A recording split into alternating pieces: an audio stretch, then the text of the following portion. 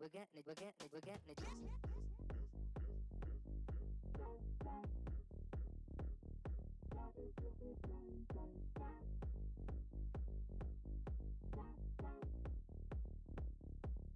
We're getting it, we're getting it, we're getting it.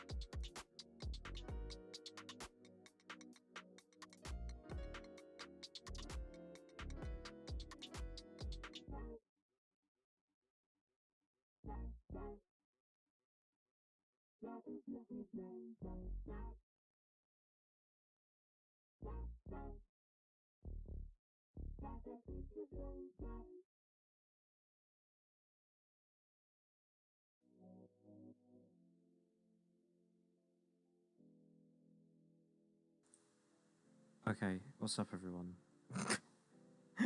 I'm not completely back in, what's the word, the swing of things or whatever it's called after like last week, because last week was like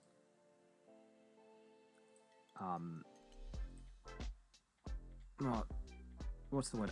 Last week was basically just like a lot, and I'm just looking to chill this week. You know what I mean? Because yeah, last week was a lot. It was a lot of busy stuff. Oh no, because it's still set to capture. Yeah, dummy.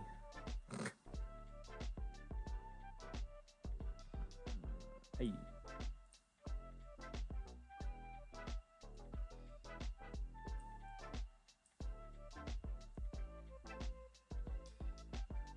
But yeah, anyway, last week was a lot. Yeah, I'm just looking to chill. And we're talking about. I read.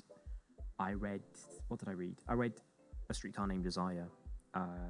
Yesterday, was it? Yeah, it was yesterday. I read it all in like one go, and I think it's fantastic. I think it's genuinely brilliant because recently I have been obsessed or slightly obsessive over, you know, like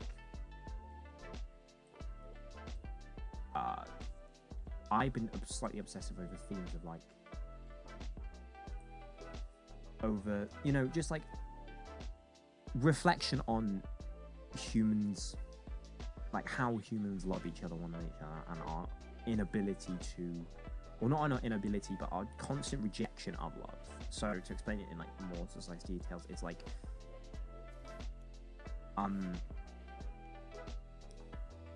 it's like, you know, okay, so to put it more succinctly, it is humans desperately want love. That's kind of like what we're about. We want to be loved. We want to know we're loved. You know, we're what's the word for like species, which is like a group species or whatever. I don't really care about the specifics, but you get what I mean. Like we like to be around each other, one another, but there's also that constant kind of insecurity in the back of our heads that, you know, like that forces us to, you know, reject love. We just kind of like, despite how badly we kind of want to be loved and how badly we want to be loved, we still reject it out of hand because of a bunch of different things. And I think it comes down to like mostly insecurity and wanting to be secure. Our insecurities cause us to feel like unsecure, and we feel more secure when we are unloved. You know what I mean? It's like where there is like if we're unloved, then the answer to are we loved is no. But if we are loved, then the answer is yes, which actually incites another question: how much? And that's a question like terrifying. Like our insecurities can like ruin us because of that question. And A Streetcar Named Desire really delves into that kind of territory. You know, it's like the main character. It deals a lot with love. You know, the first characters we really meet are well, no, it's like the first two main characters we meet are a married couple, and then we meet I think the second main character, whose name is Blanche, is looking for love through the entire book. She is, you know, she goes to her sister, familial love, and then she starts flirting with her sister's husband, romantic love. And then she sort of, throughout the play, sort of, I don't want to say leads on, but kind of goes to many different men for love, because, you know, she's kind of starved of it, because the book's been out for like 70 years. I doubt anyone's gonna be mad if I spoil it, but her husband was caught with like another woman in bed. I think it's a bit confusing. A lot of it's like really weirdly written because it was like the 30s or the 60s. I don't remember, but yeah, it is kind of like so she is kind of like in that moment like really insecure and really desperate. So she moves to like a town called Laurel. Oh, hi. I caught myself. What book is this? It's a play named A Streetcar Named Desire. I had like the book form, so I read it in like one go, and like I think it's really good. I'm delayed again, by the way. That's no problem. Don't worry about it. But it's but yeah, it's like it's the 40s. Is it the 40s? Right, it's the 40s. I wasn't paying attention. But yeah, it was like it's like old time period is pretty important. Yeah, you can tell because like the whole setting is like basically it's like I read that years ago. Yeah, it's like the whole setting is literally just like New Orleans, but it's like falling apart. You know, it's like past its glory day, and it's just kind of like it's much reflect. I think the time period is pretty important in my opinion because it reflects like how literally like these characters have had. Because who is it? Stanley, wife of Stella. It's like it will like you'll have your baby and then we'll get rid of your sister and then things will go back to the way it is, the way things were. And you know, Blanche, like the protagonist of the book, I sort of see it, is like looking for a replacement of her husband who cheated on her. And it's just like I just love because like a series I'm going to be like I'm currently reading and dissecting, will be dissecting on Saturday, is Chainsaw Man, and that also like I think it kind of moves away from it for a bit later chapters as it gets into like covers more stuff and stuff like that, but especially in the early chapters, it does deal with, you know, how humans well, not humans, but you know, like how people kind of want to be loved but reject it, and like how we sort of form relationships like upon like it's like a lot of the relationships formed early in the book, you know, Makima and Denji and Kuchita, the whole relationship's about giving something so you can get something, and it's like I think that also deals with like how we really desperately want to be loved as people, but we like our insecurities play on us like really badly, and we reject it out of hand because like it's kind of terrifying in a way to admit like that person you really care for like could not care for you as much as you do them. It's like it's like a scary concept, but like it's just like it's like I don't know why, but like that kind of theme in novels and, you know, manga and films and stuff like that, I just love. I'm like really obsessed with it at the moment and it's like my favorite to talk about.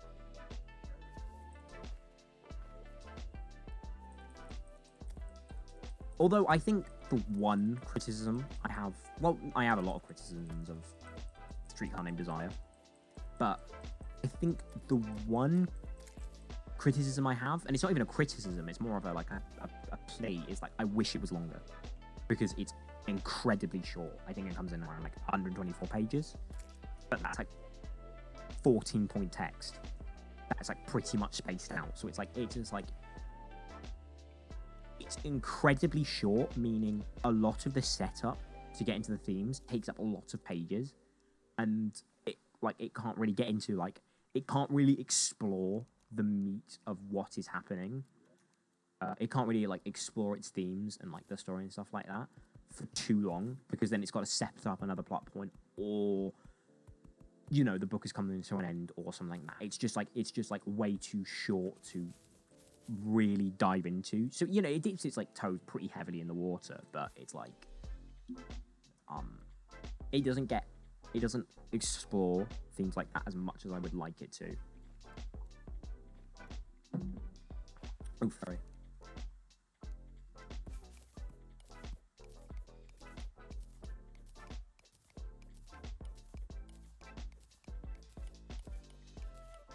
But like, I also think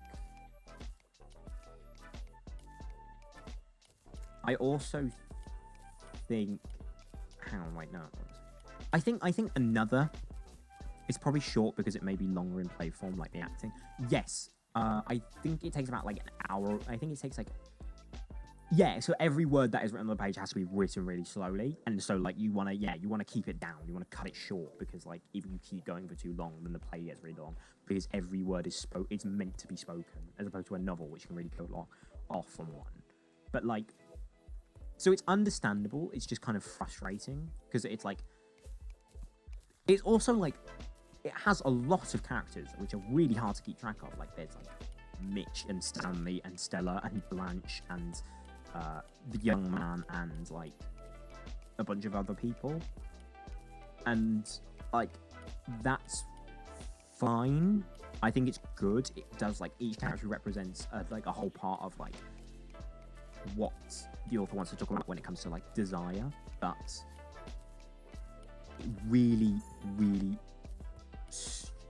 can get confusing at times, because I'm like, oh yeah, no, this character's doing this thing, and this character it can be like overwhelming and a bit too much given how short it is.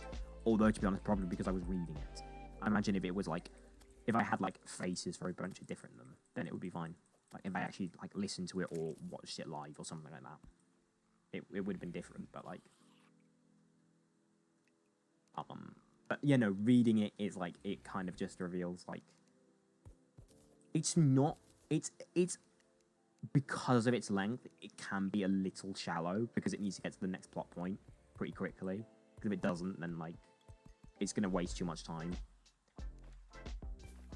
But like, it's a good play. I think it's a good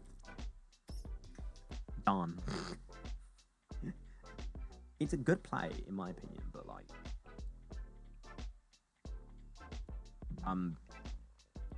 it's a good play, but it's just like, I just wish it was longer. Do you know what I mean? I wish I had like more time to spend in it or something. But what I got is pretty good.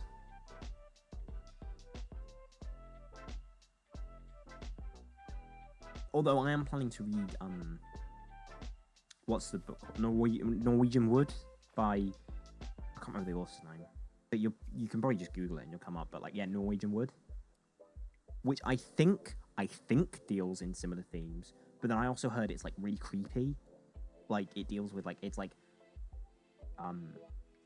the author is like, it's apparently a really good book, but then it's also like the author is like kind of weird when it comes to like writing women and describing women and all that stuff.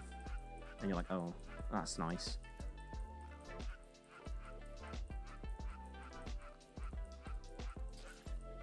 So maybe I'll have the same problem, but like, it'll probably be a bit more of a problem when it comes to because Norwegian Wood is a novel. It can spend as much time as it likes to like get things out, because like, you know, whereas a play has to be kind of short, because you don't, like, with a play, you don't know how long you don't know what the actor is going to take away from it, and how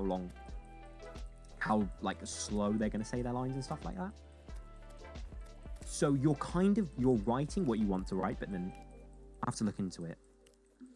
Yeah, it's like with a play, it's like you kind of want to get what you want. You want to get down like the themes and like what you want to say onto the page, but then also you have to be really wary of the fact that, like, you know, there are people on seats and we don't want to like drive them out. We want to get like as many people on seats as we can. I'm currently trying to read the play Death of a Salesman, but I kept reading other stuff right now, but I keep reading other stuff. Yeah, I watched it for like, it was like I took like drama for GCSE like a few years ago, and in my opinion it's very good, but like I think it's very good. It's a very good play in my opinion, and it's like but your first time viewing of it is never going to be like good, because it can be really confusing, because like, you know how there are like elements where magic mirror, boom, actually winning at life, but like there are like, it does have elements where like I think the first time you read it is never going to be like as good as say like the second or third, because, you know, it is really complicated. You know, it's really difficult to understand, because, you know, like you do have to deal with the fact that like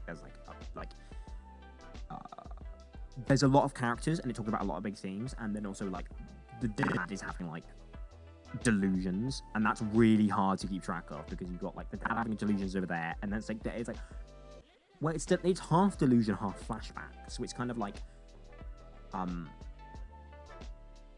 so it's like it becomes like really tricky to keep hold of when like 40 different things are going on and you have to keep 40 different things on your head, because like a lot of it is complicated to get like, because it's dealing with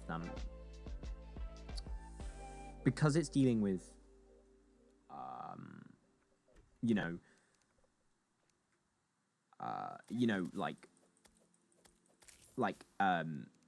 lower class people's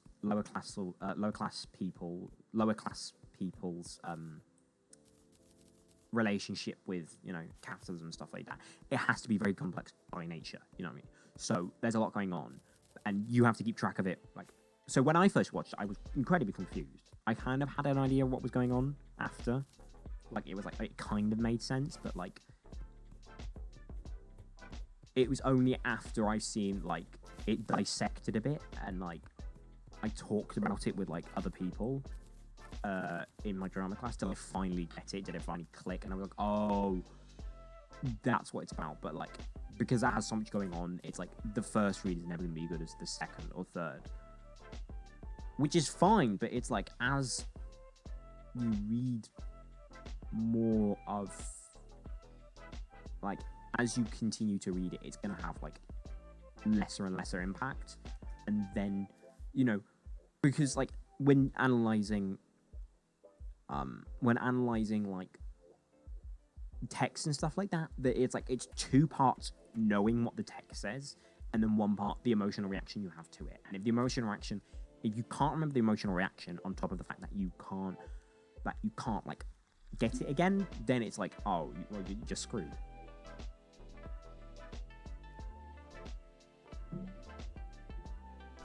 But it's also like it's like another book I'm currently discussing for a dissertation, because I really liked it. It's called Real Life by Brandon Taylor. Brandon Taylor's the author. It's not like the name isn't that, but like I think it was like, it's about like a black gay college student and like a weekend where everything basically just goes wrong. He like gets in a relationship which is kind of fucked, and then it's also like he like throughout the novel, like he's pretty sure one of the people he's working with is like purposely like you know, messing up his studies and stuff like that. And like what there it becomes kind of like, and that was really, I'll never forget how that book made me feel, because it was like really, really visceral, because it was like, oh, this is a kind of book that gets what it's like to be, you know,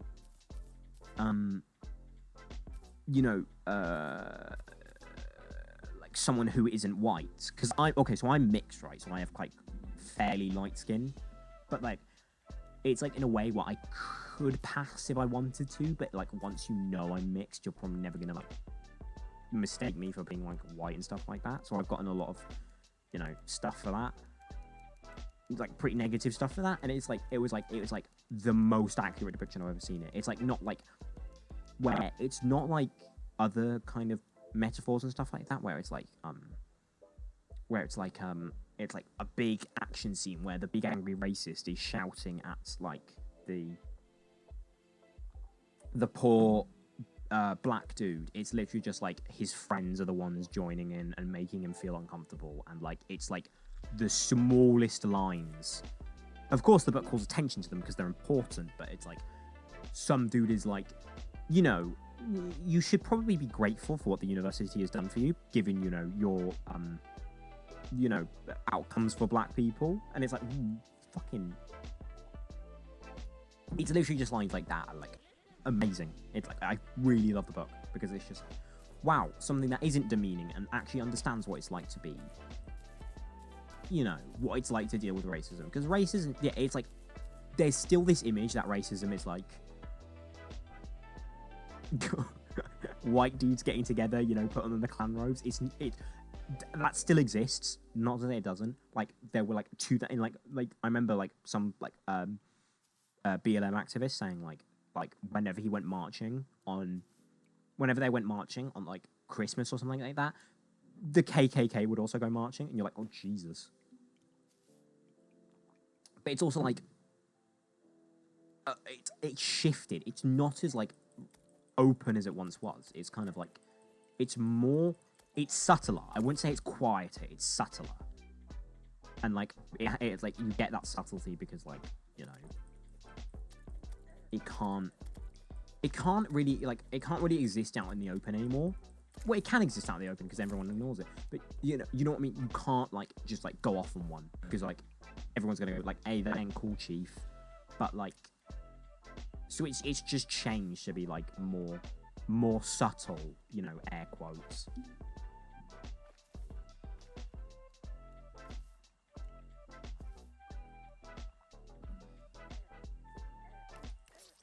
Oh shit. I think. Actually, to bring it back to Streetcar Named Desire, the passive-aggressive racism, yes, yeah, like that. It's changed from like, yeah, and it's like, so that it's just like I think Real Life does really well in understanding. Like, I think it's like a really good book for understanding that, like, for making that distinction very, very clear.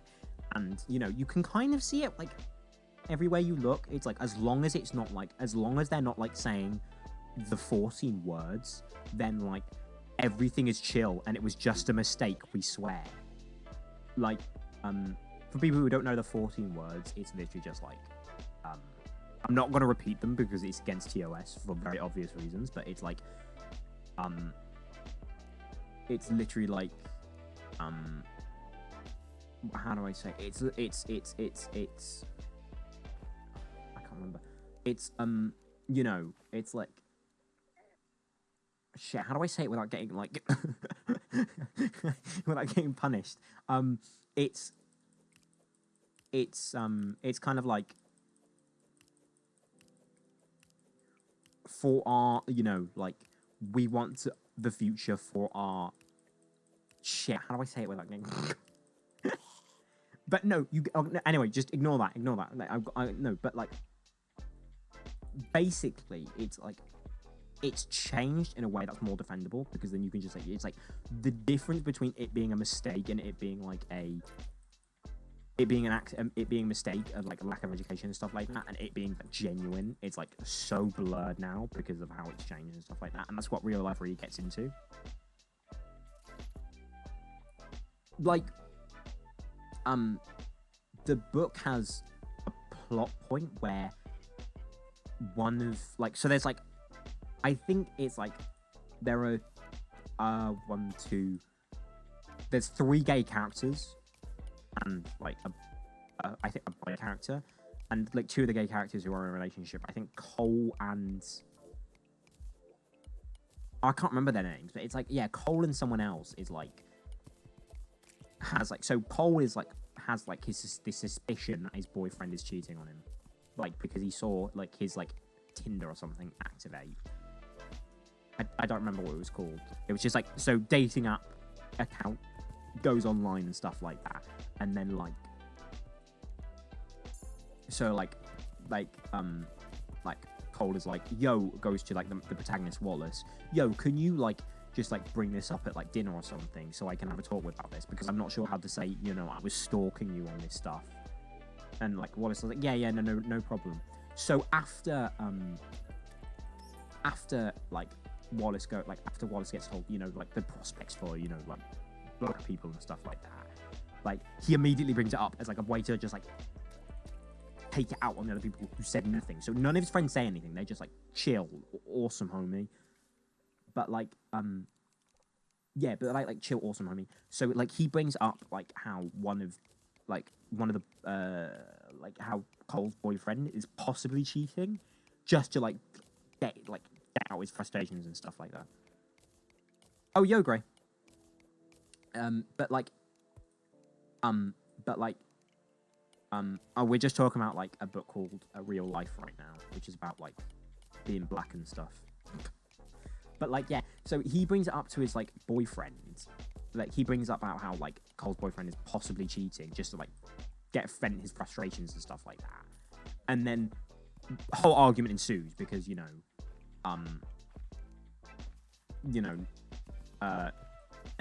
so a whole argument ensues between like Cole and boyfriend, right? And then like another character and Wallace go off onto one side because like, and then like the other character is like, that wasn't like you. How could you do that? And then he's like, yeah, I didn't really see, and then Wallace is like, yeah, I didn't really see you standing up for me when like he started getting like race science and stuff like that, like black people. And it's like, but that's different. And I think so. Like elements like that are all throughout the book. It's like Brandon Taylor is trying to make very clear the distinction between like very like really, really obvious acts of racism and then like really, well, not even subtle in that case, but you know what I mean. It's kind of like the difference between like how like forms of racism have changed to, you know, see how people can get away with it without like, you know, like, no, it's not to get away with it, get away with it. It's to make it defensible because everyone knows what they're doing. Like there's no one who is like blindsided to the fact that like someone is being racist. It's literally just like, how defensible can I make it to everyone else? Oh, Boots of Homie is like actually just like winning at life. And that's what I really like. What was this? How did this conversation start again? No, it was because of I was talking about like visceral reaction and stuff like that. Anyway, like to pull it back to that kind of, it's kind of like the book is very clear in making it's just it's like the book is very clear in making the distinction between the book is very clear in making the distinction between the two and like emphasizing like the difference. And that's what I really appreciate about it, because it was like, oh my god, a book that gets it and isn't like everything I have seen in like racist allegories, racism allegories and stuff, which I was getting pretty sick of after a while. Like, I think another, I don't know, like, I think, you're about to die? Yeah, no, I survived, I think. But I think another good kind of sort of, no, actually, I don't know. Because like, you know, does anyone know the show Beastars? It's like, that's a good show. I think it's a good show.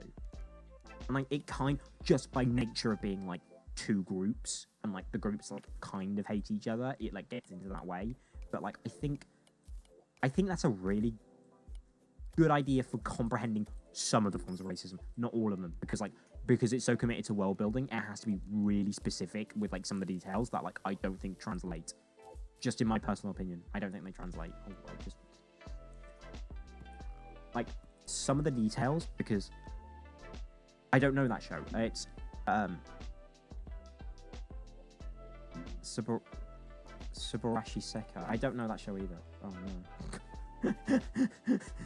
No, so like Beastars, right? Actually good show, in my opinion. Like 10 out of 10. It's got a 7 point. I have to go drive. You're still streaming. When I come back, I'll join again. Awesome. Drive safely. But like,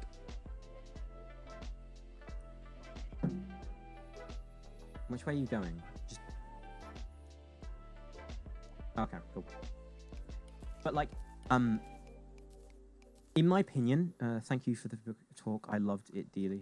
Thank you. I was so unsure of what to talk about today, because I was like, oh, I may have like, I don't know, because I've talked about Terraria gameplay, and I was like, I've run out of stuff to talk about, and then I was like, I read a book yesterday. I did that thing. The first two words of the opening. It's the first 2 words of the opening of the Beastars to Beastars. Is it? I'm gonna be honest, my ability to remember like just general details on top of like general details and then general details in other languages is appalling. It's disgusting. I'm an enigma. I'm the person who wants to talk about in stream. I'm an enigma. But like, I think Beastars is good in a way in talking about like, it's a good. Some places it's a good allegory because I think like its commitment to making some literal world building is really nice. Because like, the show deals in a lot of different stuff, and it's more about a lot of the first season focusing more on how how Legoshi, like how everything in the world affects his mental state, which I really appreciate. Like there's it's a very solid like kind of thing. It's not like talking about in Lego you can kind of see how, because I think it's really cool. Actually, no, I'll tell you what. Issues but furries. Yes, it is. Exactly. It's like, I'll tell you what. It's probably. It's like no. I'm not sure. I was unsure. It definitely is an allegory for racism because I can't spoil it. But like, a detail comes up later in the manga, which is pretty obvious in what I was trying to say. So like, yeah, no, I'm lying. But it is absolutely is. Yeah, like, it's like, so yeah. A lot of the details like is it the meat market? I don't remember. Like the back market, but with like meat. I can't remember what it was called. But yeah, that's a more literal detail in the world building, which is used to like. It's like one of those details that is made up, essentially when coming down to themes, like there's like two kind of things. There's literal things which are used to kind of like make themes the author wants to talk about bounce off. So like they're not like the most metaphor aspect. They're just there to feed into like themes or narrative, whatever. And then there are like the metaphors and things. So like the meat market or whatever is more just a detail where Beastars can talk about like more societal issues. It's just like a really literal kind of world building touch, which I like. But there's also but oh god, I've actually just gone off on one. But to bring it back to what I was trying to say, like the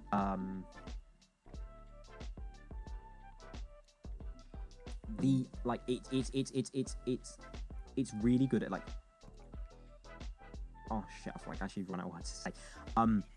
It's really good at like going. Oh, hello. How do I get up there? Like, I think, no, actually, no, I know exactly what I'm trying to say. So, like, it more focuses on, like, less about, like, it focuses definitely on dynamics between people. Like, literally, like, what's her name? The girl fox. Not fox, wolf in, Legoshi's drama class is, like, literally just, like, it's, like, a sort of, it's a sort of mockery of, like, so usually when there are, like, two people of the same ethnicity, like the same race in like classes or whatever, it kind of like people around them, usually like white or something like that, feel the need to like push them together because it's like a duty or something, because like, you know, we share a race, therefore we must have something in common. It's like a mockery on that, and the fact that they share nothing in common, are not even interested in each other. And then it's also like what's another detail? It's like the way a bunch of the the way a bunch of like different things that happen in the narrative like affect, like, you know, it's like more introspective. It's more meant to, like, a lot of the details are more meant to focus on like how, you know, like racism stuff can like affect like your mental state and stuff like that, because like Legacy is really insecure because of it and like hates himself because of it, and it's like, why can't I just be X or Y? Which is like a really nice detail, because like one sort of aspect of being mixed, in my opinion, is like dealing with the fact that like you don't really ever know who you are in specific, because like you don't really fall into a camp. Is it really? I've never experienced that where I live. But then again, racism anywhere else in the world, it's actually just worse in America. It's actually worse than in America, surprisingly. In America, it's certain. I would say it's more directly harmful. in a way, but like it's difficult to explain. It's like it's more in that moment harmful because it's like, but like usually because like the people are like fucking dead like after the racism has happened. But like in Britain, like in America, like the racism is meant to like subjugate and like basically kill off the like the people who are unwanted. So like black people, you know, anyone who's like darker than like pasty white, pretty much. Anyone who's darker than white is like really unwanted. But in like Britain and stuff like that, it's more about like making them subservient. Like, well, it's not. Well, it's the same in America, really, but it's kind of like over here. It's more about like just. So for being mixed, right? It's kind of like you never really know who you are, and like people want to make sure, and like a lot of the racism comes down to making sure you never really know, like you know you're not allowed in any camps. So a lot of the racism I got was like, I was referred to as black to push me away from being white. But then when I wanted to like, but then when I tried like whenever like it was seen as I was slotting into the black space, it was like they would push me to the fact I was like I am white. So it's about like making sure you never really know where you stand and like you're always confused and like sort of like that. It's more meant to mentally fuck with you than to like it's more meant to mentally fuck with you than to like make sure like bad things happen to you in the moment and stuff like that. It's more like reflective and like stuff like that. But which is I think what Beastars gets across pretty well is you know, like it's more interested with how like a lot of the stuff is like it's more interested with how like I just remember that one soccer game, I think it was Germany, okay, where literally right now an entire team screaming the N-word at some black players and telling them to go back where they came from. Yeah. Britain likes to pretend it's really good with racism and stuff like that. It's like it believes it's like the most cool place on earth. And then it's like, but when you get into like it's like no I'll tell you what, no, it thinks it's like an industry stand, you know, it's like the standard everyone should meet, and you're like no, you're like really far behind the goalpost here, like because like yeah, like soccer games are just like literally just like are emphasizing the problems and make it more clear because like everyone's hyped up and angry and stuff shit like that. Like, everyone's drunk, everyone's, like, angry and stuff like that. It's just, like, which was shocked to me when I heard about that, because even here in America, that shit never happens. Yeah, no, it's, like,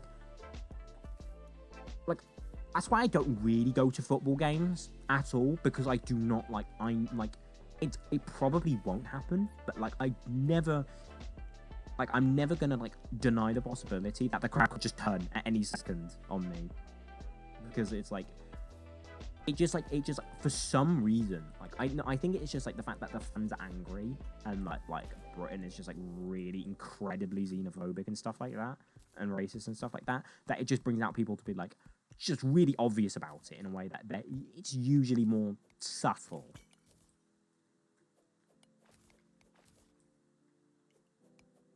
So, but like in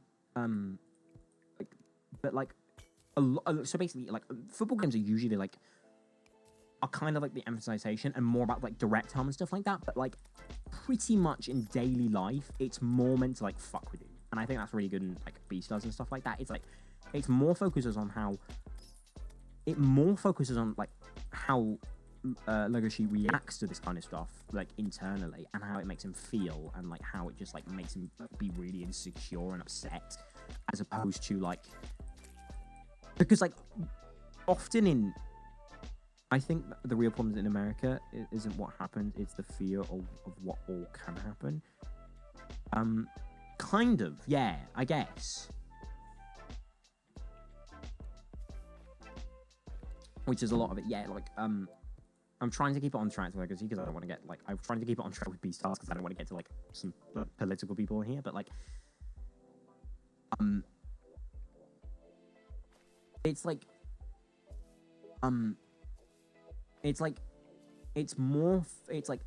lot of racism allegories and stuff like that will just literally have it. It's like the most literal thing It will only focus on like, I am upset because of this one incident, and I am like, it made me upset. It's like, and I feel scared because of this like one incident. It can usually be a bunch of incidents or like one very specific incident, but usually it's very tied down to like anything that happens is because of the incident. Anything I feel is because of like this incident here or there or something like that.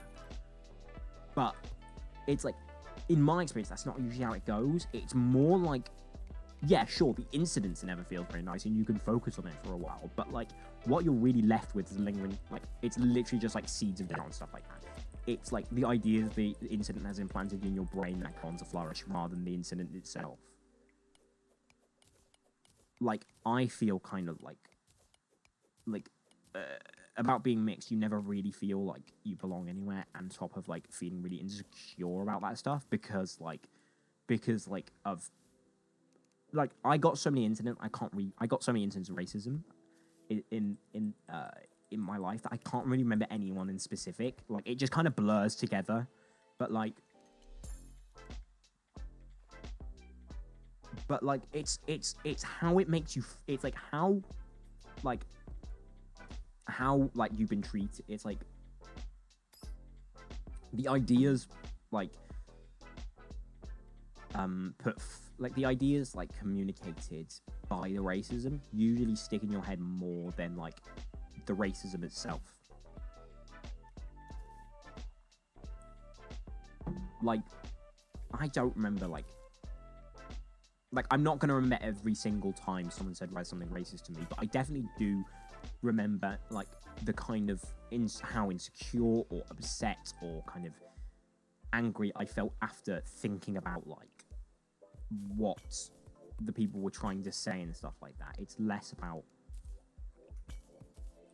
It's not about you took a page out of Rocco's book and failed to be an apolitical streamer. Yeah, well, I wasn't. No, it's like in my rules. I'm trying to be like It's like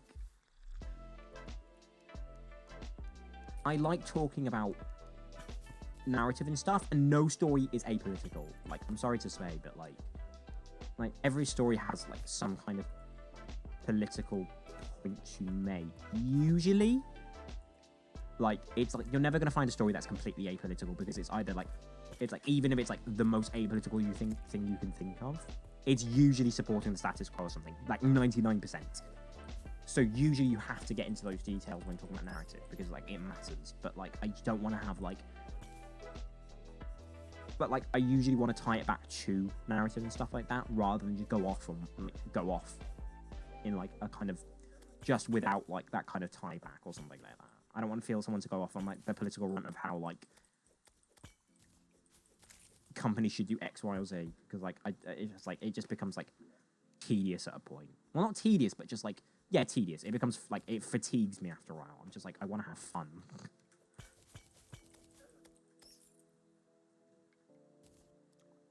Understandable, yeah. I need to think of something else to talk about now, because I've said what I want to say, kind of, sort of, to a point.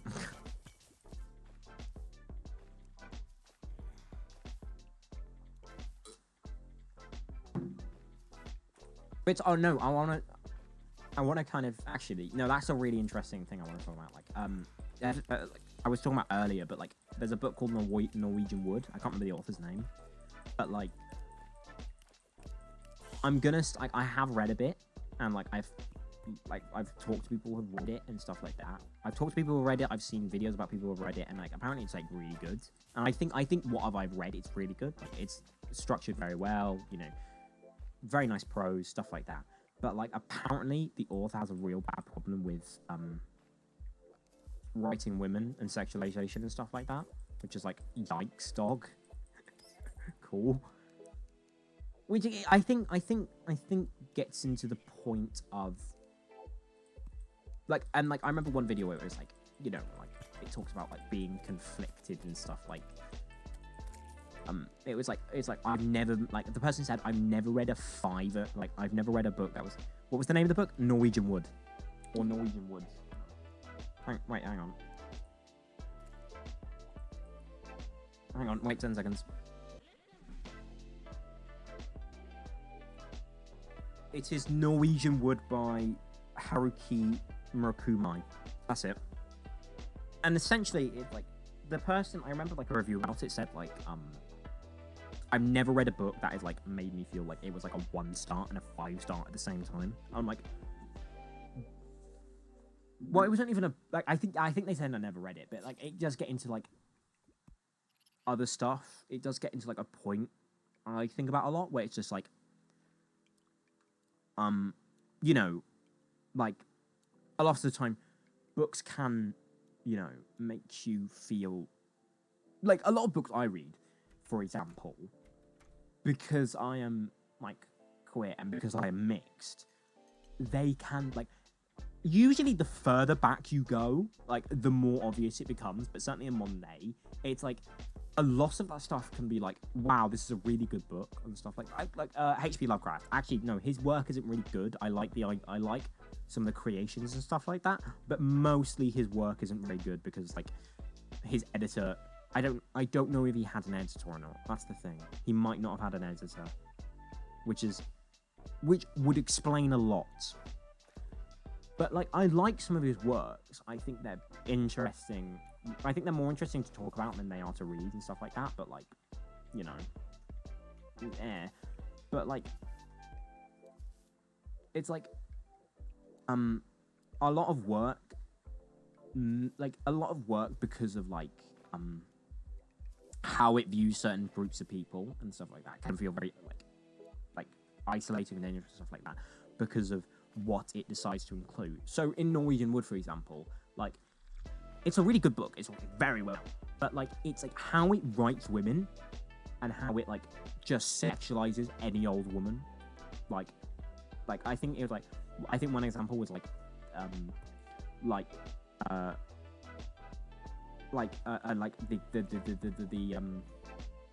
the protagonist could be walking down the street and describe someone's like a random woman's breasts as like perky or something like that, which is like epic, dog, awesome.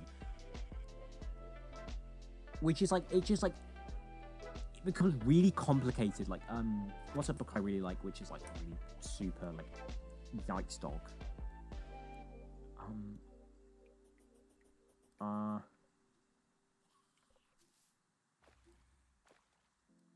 I can't think of any. Shit, that's like I'm trying, but like the point I'm trying to make is that like a lot of media like is influenced by biases and perspectives and stuff like that, and like it's very hard to escape that kind of thing. What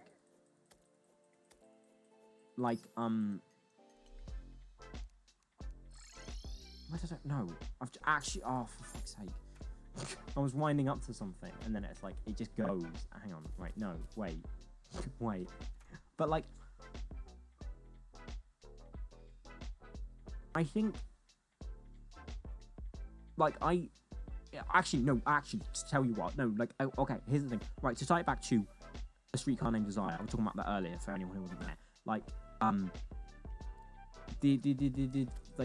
the book, like, I think it's really good, but like. There's very obvious kind of like all the protagonists are white. You know, like oh no, what was I thinking of? Like there was like okay, so hang on, wait, I need to move this. That's the type of shit that I know people think about. I just don't ever want to know about it because of their sharing that they think about things like that. Their interactions with people are shaped by these thoughts. Yeah, it's like what was the? Oh my god, I can't remember. Like I was thinking about this. Like, I can't remember what it was like. It was like it's a very famous show or something. I can't remember. But like it was really suspicious how many like people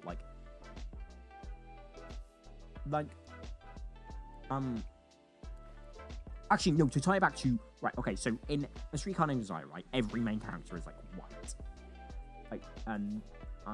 And to like every main character is white, and every character who isn't white doesn't have a name. They are just described as like, the less like the like what was considered the nicer N word. And it's like you can see this in other shows and stuff like that, like in like a show I really like, but like to tie it back to real life and stuff like that. It's like the book does comment on how like usually like. It'll be like, the book does comment on how, like, sort of, like, people do hold these dual perspectives and stuff like that. Like, you know, like how, like, what I think it was described as, like, because I think having those kind of thoughts aren't an issue. What becomes an issue is when you don't recognize that these thoughts are bad and then let them shape your interests. Yeah, it's kind of like, because, like, our world is pretty, society and stuff like that is pretty kind of, like, fucked in a way, you know what I mean? It's kind of like, it's just, like, kind of harsh. Like, no, so you can't live in a society without, like, it influencing in a way your worldview and stuff like that. Of course it's going to influence your worldview. You can't live in a place that doesn't, like, you're going to pick up some, like, irrational thoughts or something, which is, like, I'd rather you not have them in the first place, but if you're going to have them, like, just, like, you should be able to recognize where they're bad, and then you should be able to recognize, like, you should be able to recognize you shouldn't act on them and stuff like that. Like, like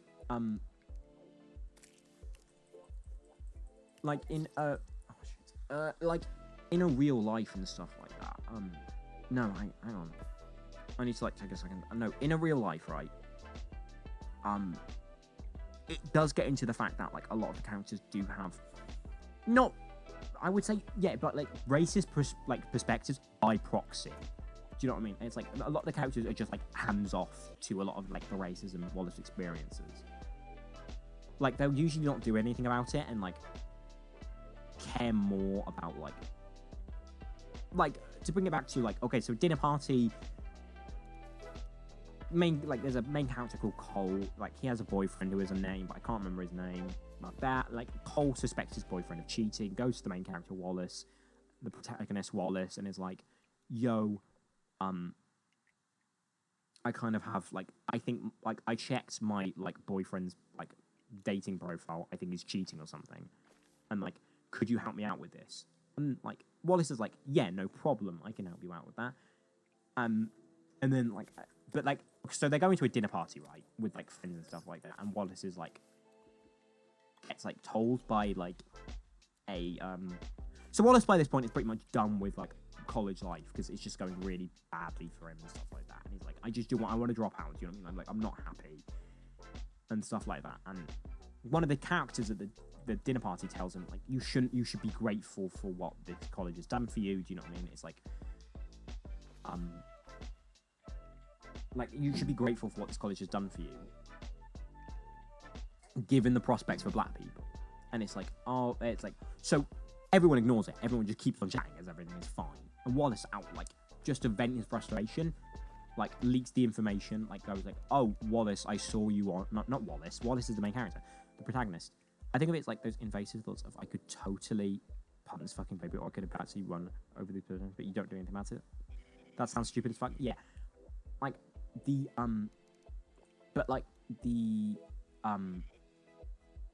protagonist, Wallace, is like, okay, like, just to vent his frustrations, is like, oh yeah, no, I saw you on the dating app, like, last night. Are you up to anything? Are you doing, like, an open relationship? Which then incites the argument for, like, a Cole and boyfriend, to, like, start bickering, right? But, like, which then one of Wallace's friends comes up to him, like, in the kitchen, like, privately, and goes like, what the fuck was that? Like, that wasn't you weren't being nice or stuff like that. And then he's like, and then Wallace is like, yeah, but you didn't say, like, shit when, like, the person was getting race sciencey and stuff like that. Like, was bringing up, like, race statistics and stuff like that. And it's like, and then they just, like, and then, like, they completely ignore the point. They're like, yeah, but, like, you shouldn't have done this. And, like, it's, like, the book is very specific in commenting how, you know, like, a lot of people, just, like, a lot of the time, like, it's, like, there is racism in the, like, you don't have to, like, spew, like, you don't have to have, like, you don't have to have, like, racist opinions and stuff like that to be racist. Like, you don't have to, like, you can personally think, like, black people and white people are equal and stuff like that, but still be racist because, you know, like, you don't really help out in any way. You're just, like, there, it's, like, to be, like, you just, like, ignore the problem outright because like, uh, because like it's just easier to be like nothing's wrong, everything is fine, la di da, which I think is another thing I appreciate by like I appreciate about real life, because like the book highlights a lot of things about like it's like it doesn't just talk about you know like it doesn't just talk about like actual moments of racism, like there are like big moments like a white woman Wallace works with like calls him the N-word and like the gay like a gay slur to prove like white women are really oppressed and stuff like that, which is like a kind of mockery of like a form, like a wave of feminism, which is like less interested with like intersectionality and basically just like where like it was basically just like so basically like once white women have always had like some form of power, but that's in relation to black people, to like make it very specific, but like once once like white women had like a set amount of like power, then it was like, okay, then we're just gonna leave everyone else behind and keep clawing up. So that like woman is like that woman who like cusses out Wallace is like a commentary on that, and it's like so it like there are bigger moments and stuff like that, but then it's also like it's really concerned with like not everything is like the movies where like the dude like builds up, like he gets like a running start to say the N-word or some like shit like that. It's literally more, it's like really interested like in showing kind of like how like not everyone has to have like their own intrusive thoughts and stuff like that, and then there's also like just like not being interested in helping anyone out can be like as racist as saying the racist thing.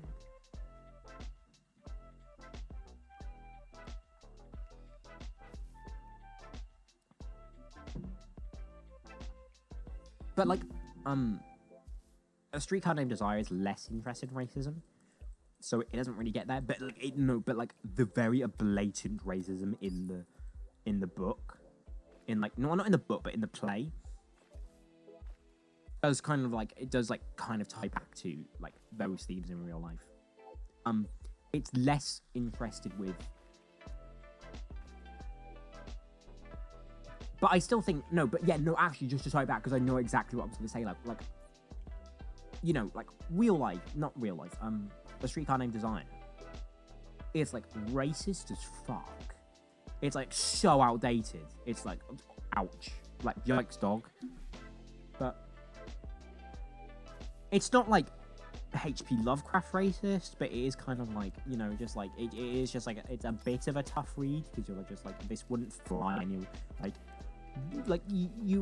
read the first like few paragraphs and everyone would be like, yo, okay homie, out.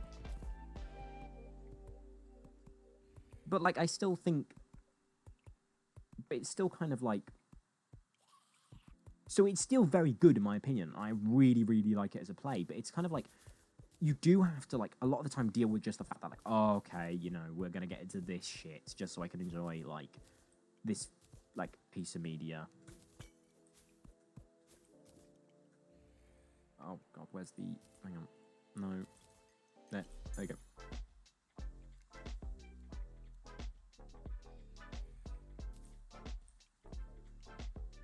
Have I left anything behind? No, we're good. Oh my god, mobs are gathered. Oh, that's bad.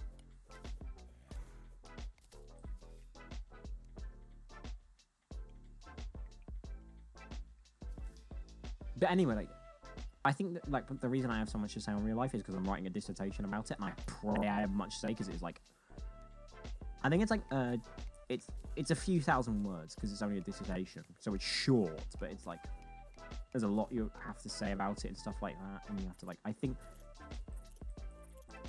Also, like, you have to, like, make sure you're not plagiarizing and stuff like that, but that can come down to, like, so it's, like, you know, I hope I have a lot to say about, like, that, stuff like that.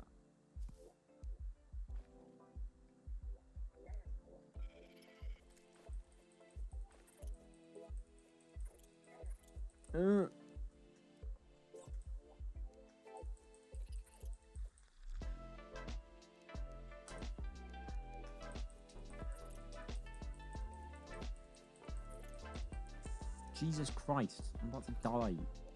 Oh.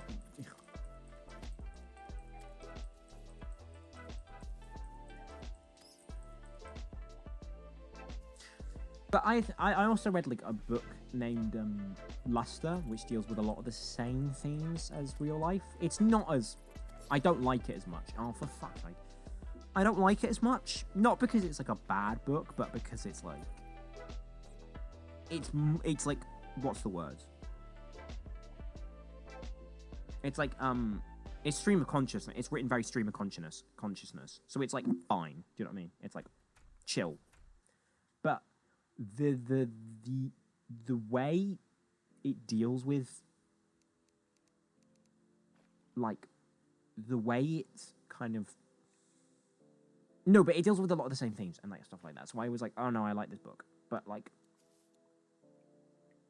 I think its stream of consciousness means it like suffers from a lot of the same problems. What's the A Streetcar Named Desire suffers from? Because A Streetcar Named Desire, what really kneecaps it is the length. Yes, it's supposed to be spoken, so when reading it, you're going to lose a lot. Just like, because, you know, it's meant to be, like, it's not really, like, basically, like, a play is supposed to be, like, written down and then sent off to someone, and then that's it. But, like, whereas a book is meant to, you know, like, take as long as it needs to, like, stick around in your head a lot longer. No, you know what I mean, like, when read as intended instead of spoken.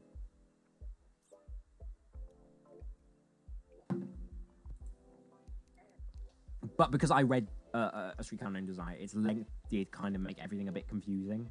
Because it's like, I didn't really get to know, because, like, and much of the characters, because it was just, like, a lot of... Because there's a lot of characters in the book. And I think Luster suffers from the same kind of thing, because it is stream of consciousness, and deals with, you know, kind of like... It doesn't have many characters, but it has quite a few, and, like the protagonist can just go off on, like, it's first person, so like it's just like exactly what the protagonist is thinking. But like the protagonist can just go off on one and then come back to it, and unexpected, like, and I can't like exactly remember who this character is, but like sure, like I can't remember all the important details. So I think what really struggles to is like there's a lot of like good stuff in Luster, and there's a lot of stuff to like really appreciate about it. But where it suffers from is because it's like, because it's trying, but like real life you might as well just read, because like, actually, it deals with like, it's more dealing with like, it deals with like being black and a woman as opposed to like real life, so it does miss a kind of a few plot points, a few beats and stuff like that. But, you know, but like, it's like it's just like confusing as hell.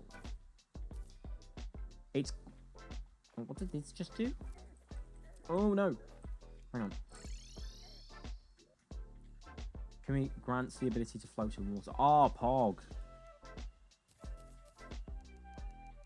But because it's like a stream of consciousness, it just becomes really confusing and irritating to read, because you're just like, yes, I understand. Can we just like move on already?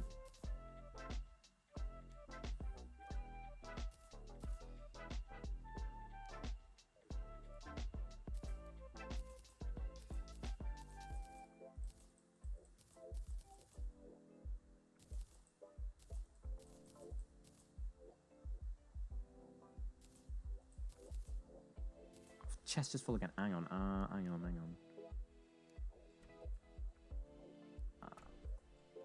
Oh no, here we go. Hang on.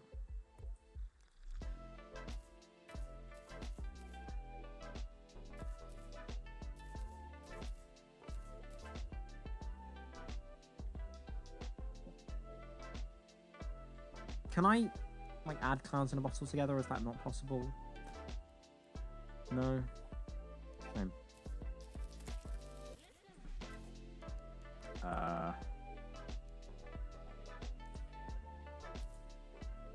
Boots.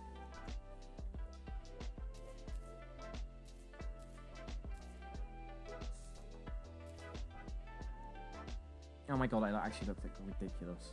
With this rubber dinghy on.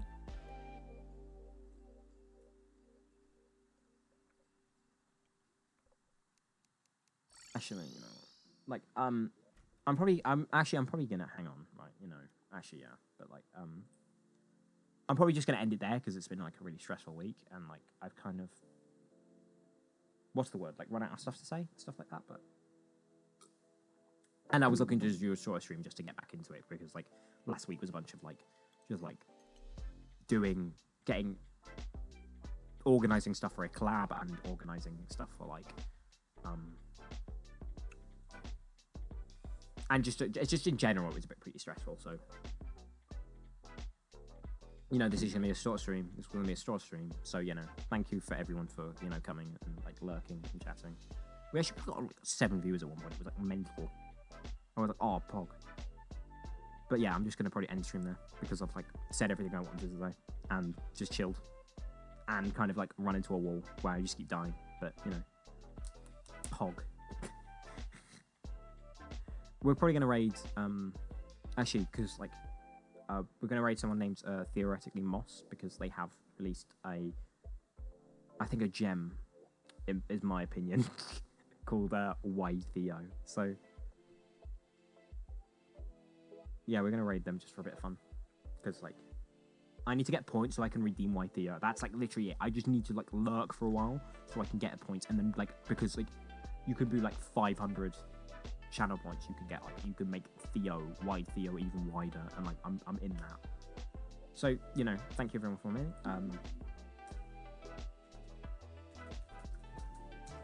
Is that it? There we go. You can find me there. I just hit 69 followers. Big achievement, isn't it? But no, thank you everyone for coming and listening to, like, ramble for a while. But, you know, I'll see you all later. Bye.